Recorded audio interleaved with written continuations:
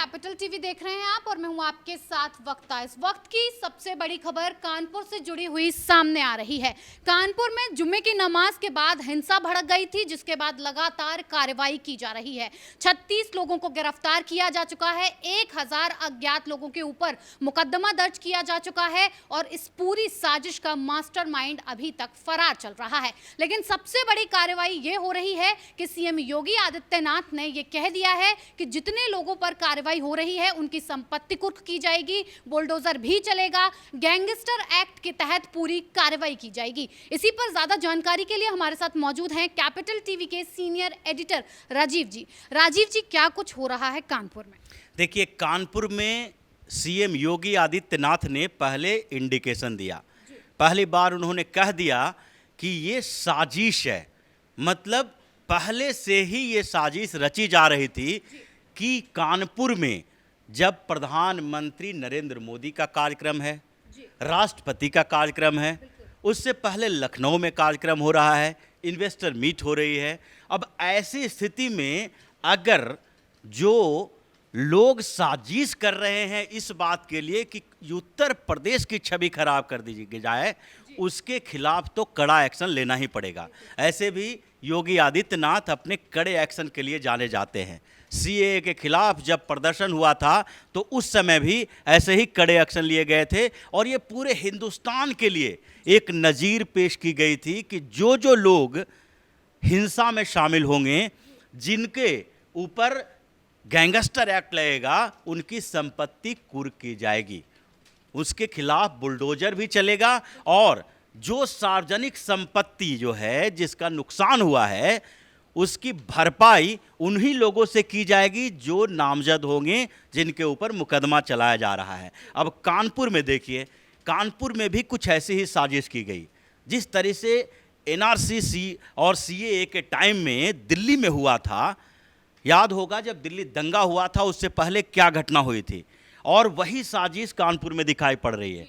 दिल्ली में उस समय एक साजिश की गई थी नियोजित तरीके से कि जब अमेरिकी राष्ट्रपति डोनाल्ड ट्रंप दिल्ली आएंगे, भारत के दौरे पर आएंगे, तो उस समय एक ऐसी स्थिति पैदा कर दी जाए दिल्ली के अंदर कि इंटरनेशनल मीडिया का ध्यान इसके तरफ जाए और साथ ही सीएए के खिलाफ एक ऐसा माहौल तैयार हो कि भारत में सीएए और एनआरसी के खिलाफ हंगामा चल रहा है।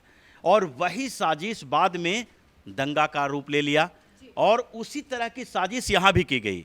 जब प्रधानमंत्री नरेंद्र मोदी का कार्यक्रम है, सीएम योगी आदित्यनाथ हैं और हिंदुस्तान के बड़े बड़े बिजनेसमैन हैं जो उत्तर प्रदेश में लाखों करोड़ रुपए के निवेश की बात कर रहे हैं। अकेले अडानी हैं जो कह रहे हैं कि 70,000 करोड़ रुपया हम निवेश करेंगे। और वैसे समय में कानपुर में उसमें भी एक मामला सामान्य सा जो एग्जरेट किया गया था, जबरदस्ती थोपा गया मामला है नुपुर शर्मा का, उसकी गिरफ्तारी के लिए एक प्लान बनाया गया कि बंद किया जाएगा और उसके साथ साथ उस पे क्या क्या साजिश की जाएगी। अब इस पूरे मामले को एक एक करके देखने से पता चलेगा कि ये कैसे साजिश की गई थी, क्योंकि अचानक से एक दिन में दुकान बंद करने की बात की जाती है।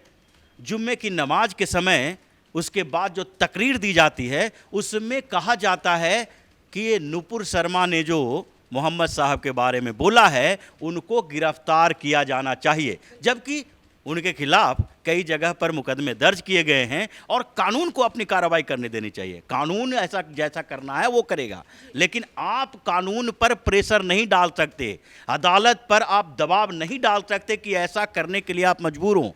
लेकिन उसके खिलाफ ये हंगामा किया गया और फिर जब पथराव शुरू हुआ तो ये सिर्फ पत्थर नहीं था, ये उसी तरह था जिस तरह दिल्ली दंगे के समय में हुआ। राजीव जी, ये बार बार कहा जा रहा है कि जिसने पत्थर चलाए हैं उन पर उनका इलाज किया जाएगा। साथ ही जो पत्थर लाए गए चलाने के लिए वो ठेलों में भरकर लाए गए थे और इसके पीछे पीएफआई का हाथ है। बिल्कुल, पीएफआई तो हर जगह साजिश में शामिल है इस तरह के दंगों में।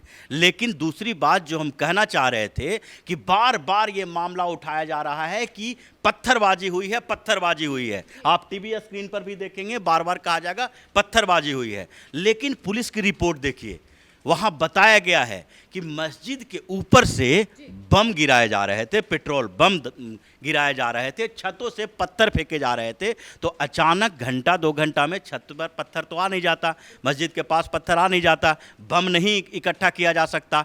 तो ये साजिश जिस तरीके से की गई वो सिर्फ लोकल लोगों का हाथ नहीं हो सकता इसमें, इसके लिए एक मास्टरमाइंड है और जिसकी तलाश भी की जा रही है। और पीएफआई का कनेक्शन इसमें है, क्योंकि पूरे हिंदुस्तान में पीएफआई अलग अलग जगहों पर जितने भी हंगामा हुए हैं, दंगे हुए, फसाद हुए, हिंसा हुई है, सब में कहीं ना कहीं उसका लिंक दिखाई पड़ रहा है, जिसके ऊपर आईबी के पास भी रिपोर्ट है और दूसरी जो केंद्रीय एजेंसियां हैं उसके पास भी रिपोर्ट है कि कहां कहां से फंडिंग होती है और उसका इस्तेमाल कैसे कैसे किया जाता है। तो इस मामले में भी यही देखा गया कि पत्थर नहीं चले, सिर्फ बम भी चले, गोले चले।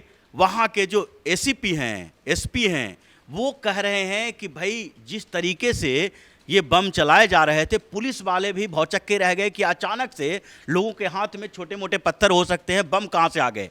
वो उसको भी बैकफुट पे आना पड़ा, पीछे पुलिस को हटनी पड़ी और इसके बाद हंगामा खड़ा हुआ, जिसके कारण सीएम योगी आदित्यनाथ को कहना पड़ा है कि ये साजिश है और साजिश के खिलाफ कैसे कार्रवाई की जाती है वो सीएम योगी को कोई बताने के लिए नहीं है। उन्हें तो खुद ही पता है कि क्या क्या करना है। सीएम योगी ने जो किया है उसके बाद तो पूरे हिंदुस्तान में अलग अलग जगह पर ऐसी कार्रवाई की जाने लगी।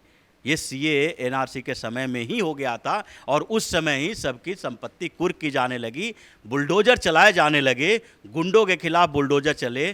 तो अब मध्य प्रदेश, राजस्थान से लेके कर्नाटक और तमिलनाडु तक ऐसी कार्रवाई की जा रही है। राजीव जी, जिस हिसाब से इस पूरी योजना को सुनियोजित बताया जा रहा है, बार बार ये कहा जा रहा है कि ये पहले से प्लान थी, इसके पीछे की वजह क्या है, क्यों ये दंगे भड़काने की कोशिश की गई?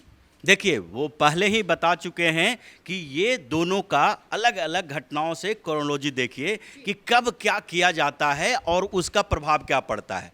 तो ये सुनियोजित इसलिए कहा जा रहा है भी क्योंकि ऐसे समय में ये हुआ और ऐसी जगह पर हुआ जहां प्रधानमंत्री भी हों, राष्ट्रपति भी हों और मुख्यमंत्री भी हों।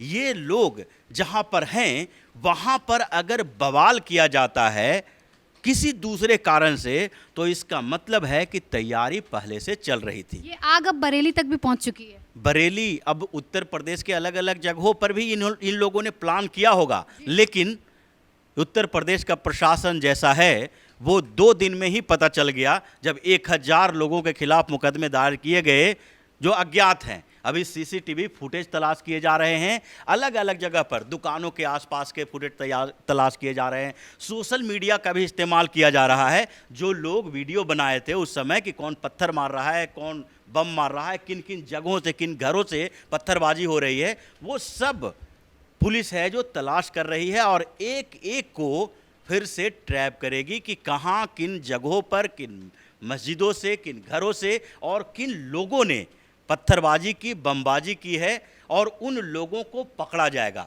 और जैसे ही ये कार्रवाई शुरू हुई है, दहशत फैल गया है कि अब आगे अगर कहीं कुछ किए तो फिर योगी का डंडा चलेगा, बुलडोजर भी चलेगा, एक्शन भी होगी। और फिर उत्तर प्रदेश में इतने जेल हैं जिसमें इनको भरने के लिए जगह की कमी नहीं होगी।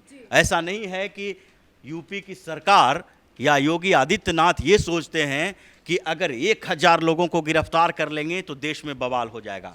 10,000 लोगों को, अगर 1 लाख लोगों को गिरफ्तार करना पड़ा तो भी योगी आदित्यनाथ पीछे नहीं हटेंगे। ये पहले से, ये अचानक की बात नहीं है, ये जो पिछले 5 साढ़े 5 सालों से उन्होंने जो किया है उसी का एक उदाहरण है कि ऐसा करने से वो कभी हिचकेंगे नहीं। और संकेत भी उन्होंने दे दिया है, पुलिस व्यवस्था वहाँ पर तैनात है और अब एक एक करके जो दंगाई हैं उसको पकड़ा जाएगा और ऐसा एक्शन होगा कि फिर वो जिंदगी में दोबारा ऐसा नहीं करने की कोशिश करेंगे। तो क्या ये माना जाए कि ये जो कुछ भी हुआ, ये जो प्लान किया गया था, ये सिर्फ योगी प्रशासन को और योगी के मॉडल को फेल करने के लिए, उन्हें बदनाम करने के लिए किया गया?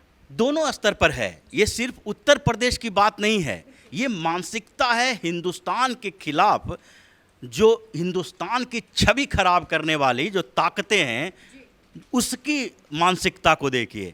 ये उत्तर प्रदेश क्या है? उत्तर प्रदेश भारत का हार्टलैंड है और उत्तर प्रदेश अभी टारगेट में है सारे लोगों को जब से सीएम योगी बने हैं, क्योंकि इनको माना जा रहा है कि अब योगी आदित्यनाथ वो तैयार हो रहे हैं जिस तरीके से गुजरात में नरेंद्र मोदी तैयार हुए थे। नरेंद्र मोदी भी लगातार गुजरात के मुख्यमंत्री रहे और जिस तरीके से उन्होंने हार्डकोर प्रशासनिक व्यवस्था दुरुस्त की, डेवलपमेंट का काम किया, वो भारतीय जनता पार्टी के लिए एक पृष्ठभूमि तैयार हो रही थी कि अब आगे पीएम के उम्मीदवार के तौर पर नरेंद्र मोदी का नाम आएगा। वो पहले से लगभग तैयार हो रहा था कि जो उस समय मुख्यमंत्री शिवराज सिंह चौहान भी थे, लेकिन उसमें कंपटीशन भी हुआ, लेकिन मॉडल किनका लाया गया? नरेंद्र मोदी का। उसी तरह से अब योगी आदित्यनाथ जो हैं वो भावी प्रधानमंत्री के तौर पर देखे जा रहे हैं और सबसे बड़ी बौखलाहट इन लोगों में यही है कि अगर प्रधानमंत्री के तौर पर मोदी से इन लोगों को इतना डर लग रहा है, परेशानी है, तो योगी आदित्यनाथ जब पीएम की कुर्सी पर भगवाधारी बन के बैठेंगे तो फिर तो पूरी दुनिया में इसकी गूंज सुनाई पड़ेगी और फिर मुश्किलें और बढ़ेगी। जिस तरीके से कहा जा रहा था कि पहले आडवाणी बहुत हार्डकोर हैं, आडवाणी बहुत हार्डकोर हैं, उन्हें लौह पुरुष कहा जाता था, मुस्लिम उनको पसंद नहीं करते थे जरा सा भी, क्योंकि उन्होंने यात्रा निकाली थी, रथ यात्रा निकाली थी, बाबरी मस्जिद के खिलाफ आंदोलन किया था। लेकिन जैसे ही प्रधानमंत्री नरेंद्र मोदी बने उसके बाद से आडवाणी इन लोगों के लिए सॉफ्ट हो गए कि आडवाणी तो बहुत अच्छे थे, लेकिन अब प्रधानमंत्री के तौर पर मोदी हैं जो उनसे भी हार्डकोर है। अब मोदी के बाद जब योगी की बारी आती है तो इन लोगों के होश उड़ जाते हैं, क्योंकि मोदी तो कम से कम कट्टर हिंदू होने के बावजूद सामान्य वेशभूषा में रहते हैं, वो बाह्य तौर पर प्रदर्शित नहीं होने देते। लेकिन योगी आदित्यनाथ का तो वेशभूषा सब कुछ सनातनी है, हिंदुत्व का है, तो इससे पूरी तरह से हिंदू राष्ट्र घोषित होने के बदले ही हिंदू राष्ट्र बन जाता है हिंदुस्तान, जिसके प्रधानमंत्री वैसे ड्रेस में, ट्रेडिशनल ड्रेस में होते हैं जो हिंदुत्व ड्रेस है, भगवाधारी हैं। तो इसीलिए बौखलाहट, परेशानी उत्तर प्रदेश को लेके ज़्यादा है और उत्तर प्रदेश को टारगेट किया जाता है पूरे हिंदुस्तान के प्रतिनिधित्व के तौर पर। और इसीलिए जब पीएम, सीएम और प्रेसिडेंट तीनों मौजूद थे तो उस समय एक साजिश की गई, उस साजिश के तहत दंगे करवाए गए, हंगामा किया गया। अब बारी किनकी है? सीएम योगी की। इन लोगों को जो करना था वो कर दिया, जिसका परिणाम बहुत ज़्यादा अच्छा नहीं रहा इन लोगों के एजेंडे के अनुसार, क्योंकि पत्थरबाजी हुए, बमबाजी हुए, 2 घंटे के अंदर स्थितियाँ कंट्रोल कर ली गई, पुलिस व्यवस्था टाइट हो गई। लेकिन अब बारी उस साजिश के पर्दाफाश की है, अब बारी है सीएम योगी के एक्शन की। और अब कानपुर, बरेली या फिर मेरठ, मुजफ्फरनगर, कहीं भी हो, हर जगह इसकी गूंज सुनाई पड़ेगी कि कहाँ कहाँ कैसे कैसे एक्शन हो रहा है। चुन चुन के लोगों को पकड़ा जाएगा, सलाखों के पीछे भेजा जाएगा, बुलडोजर भी चलेगा, डंडा भी चलेगा, संपत्ति भी कुर्क होगी और फिर जो एक्शन लिया जाएगा, जो नज़ीर पेश की जाएगी, वो फिर पूरा हिंदुस्तान देखेगा कि कैसे साजिश के खिलाफ एक्शन लिया जाता है। जी राजीव जी, बहुत बहुत धन्यवाद इतनी जानकारी के लिए। तो लगातार कानपुर में हो रहे दंगों के पीछे किसका हाथ है, इसकी कार्रवाई चल रही है। योगी सरकार एक्शन में आ चुकी है, 36 लोगों को गिरफ्तार किया जा चुका है, कई लोगों के खिलाफ एफआईआर दर्ज की जा चुकी है, कार्रवाई लगातार चल रही है। साथ ही योगी आदित्यनाथ ने यह भी कहा है कि जिन जिन लोगों को पकड़ा गया है उनके ऊपर सख्त कार्रवाई होगी, संपत्ति जब्त की जाएगी, यहां तक कि बुलडोजर भी चलवाया जाएगा, किसी को बख्शा नहीं जाएगा। इस खबर में मेरे साथ फिलहाल इतना ही। बने रहिए कैपिटल टीवी के साथ। नमस्कार।